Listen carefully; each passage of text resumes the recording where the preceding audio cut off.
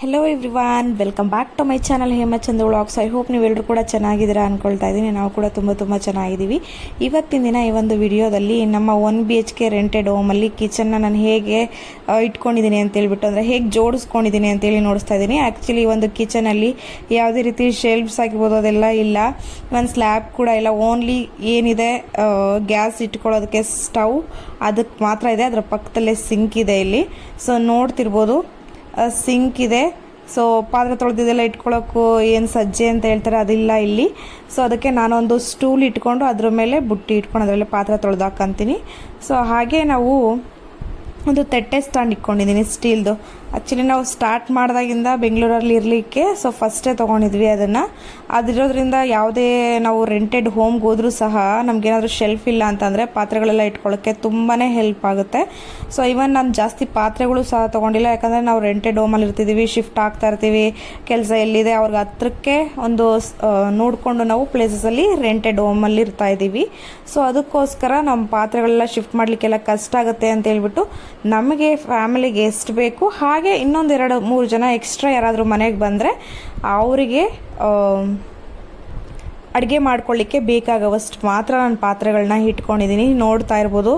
So shelf ಸಹ ಯಾವ ರೀತಿ ನಮಗೆ ಕೊಟ್ಟಿದ್ದಾರೆ ಇಲ್ಲಿ ಪಾತ್ರೆ ಇಟ್ಕೊಳ್ಳೋಕ್ಕೆ ಅಂತೇಳ್ಬಿಟ್ಟು. ನನಗೆ ಕೈಗೆ ಸಿಗೋವಾಗ 1-2 ಪಾತ್ರೆ ಇರುತ್ತಷ್ಟೇ, ಇನ್ನೆಲ್ಲ ನಾನು ಚೇರ್ ಹಾಕ್ಕೊಂಡೇ ಎತ್ಕೋಬೇಕು, ಯಾಕಂದರೆ ಒಳಗೆ ಕೊಟ್ಟಿದ್ದಾರೆ ಈ ಥರ ಶೆಲ್ಫ್ಸ್ನ.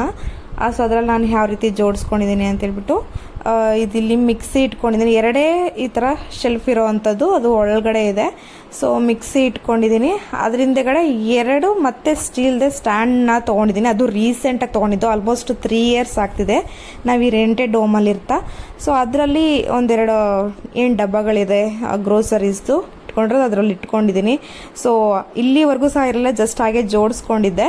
ಮತ್ತು ಇನ್ನೊಂದು ಕೆಳಗಡೆ ಏನಿದೆ ಸೊ ನೆಲದ ಮೇಲೆ ಅದು ಏನು 3 ಸ್ಟೆಪ್ಸ್ ಥರ ಕಾಣಿಸುತ್ತೆ ಅಷ್ಟೇ. ಇಲ್ಲಿ ಅಕ್ಕಿ ಆಗಿರ್ಬೋದು, ರಾಗಿ ಹಸಿಟ್ಟು ಮತ್ತು ತರಕಾರಿ ಬುಟ್ಟಿಗಳನ್ನ ಇಟ್ಕೊಂಡಿದ್ದೀನಿ ಇಲ್ಲಿ.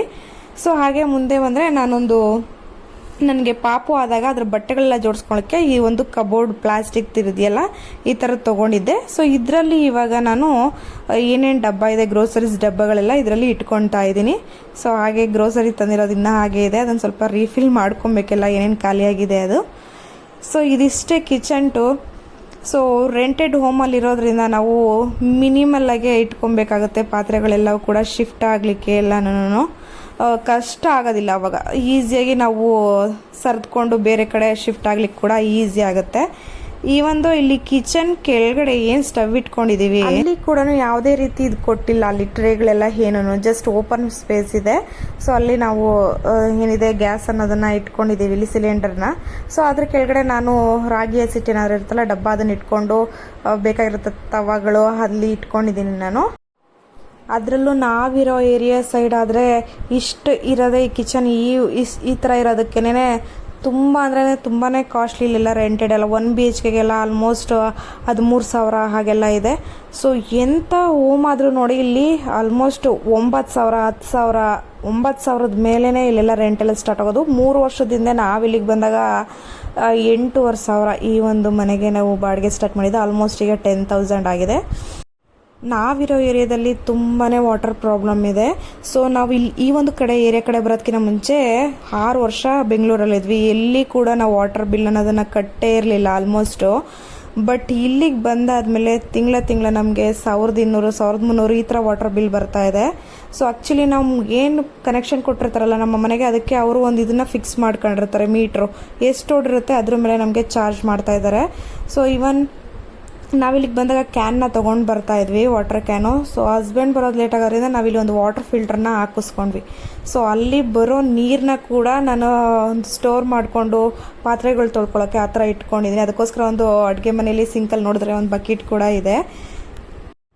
ನನ್ನ ಒಂದು ಸ್ಮಾಲ್ ಸಜೆಷನ್, ಬೆಂಗಳೂರಲ್ಲಿ ಯಾರೆಲ್ಲ ರೆಂಟೆಡ್ಗೆ ಇರ್ತಾ ಇದ್ದೀರಾ, ಅದರಲ್ಲೂ ಮಿಡಲ್ ಕ್ಲಾಸ್ ಫ್ಯಾಮಿಲಿಯವ್ರು ಯಾರು ಇರ್ತಾ ಇದ್ದೀರಾ, ಸೊ ಜಾಸ್ತಿ ಹೆವಿಯಾಗಿ ಓಕೆ ಇಲ್ಲಿ ಯೂಟ್ಯೂಬಲ್ಲಿ ಆಲ್ಮೋಸ್ಟ್ ಎಲ್ಲರೂ ಲೇಡೀಸ್ ವಿಡಿಯೋ ನೋಡ್ತಾ ಇರ್ತೀವಿ. ಅವ್ರು ತೊಗೊಂಡಿರೋ ಥರ ನಾನು ಪಾತ್ರೆ ತೊಗೊಳ್ಬೇಕು, ಸೊ ಅವ್ರಿಗೆ ಡಿಸೈನ್ ಮಾಡ್ಕೊಂಡಿದ್ದಾರೆ ಆ ಥರ ನಾವು ಮಾಡ್ಕೋಬೇಕು, ಅವ್ರ ಥರ ಕಿಚನ್ ಇಲ್ಲ ನಾವು ಬೇರೆ ಮನೆ ಮಾಡಬೇಕು ಅಂತ ಯಾರು ಅಂದ್ಕೊಳಕ್ಕೆ ಹೋಗ್ಬೇಡಿ. ಬಿಕಾಸ್ ನಾವಿರೋದಿಲ್ಲಿ ರೆಂಟೆಡ್ಗೆ ಬಂದಿರೋದು ದುಡ್ಕೊಂಡು ತಿನ್ನೋದಕ್ಕೆ. ಸೊ ಇರೋದ್ರಲ್ಲಿ ನಾವು ಅಡ್ಜಸ್ಟ್ ಮಾಡಿಕೊಂಡು ಹೋಗಬೇಕಾಗತ್ತೆ. ಸೊ ನಾವು ಆ ಥರ ಎಲ್ಲ ನೋಡ್ಕೊಂಡು ಹೋದರೆ ನಾವು ದುಡಿದಿದ್ದೆಲ್ಲ ಬರೀ ರೆಂಟೆಡ್ಗೋಸ್ಕರ ಅದಕ್ಕೆ ಕೊಡಬೇಕಾಗತ್ತೆ. ನಿಮಗೆ ಈ ಒಂದು ಕಿಚನ್ ಟೂರ್ ಇಷ್ಟ ಆಗಿದ್ರೆ ಲೈಕ್ ಮಾಡಿ, ಶೇರ್ ಮಾಡಿ. ಹಾಗೆ ಇದೇ ರೀತಿ ಹೆಚ್ಚಿನ ವೀಡಿಯೋಸ್ಗೋಸ್ಕರ ಎಮ್ ಚಂದು ವ್ಲಾಗ್ಸ್ನ ಸಬ್ಸ್ಕ್ರೈಬ್ ಮಾಡ್ಕೊಳ್ಳೋದು ಮರಿಬೇಡಿ. Thanks for watching the video till the end.